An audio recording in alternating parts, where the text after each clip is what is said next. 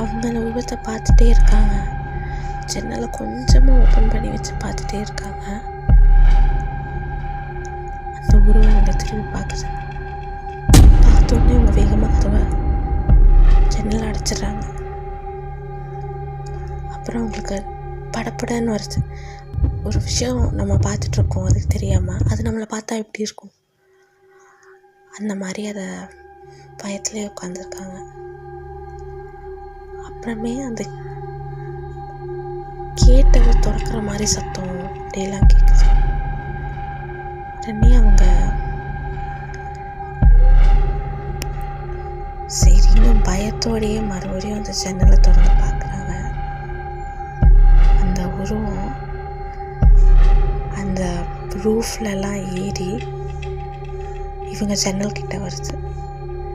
அது ஏறி வரதை பார்த்தோன்னே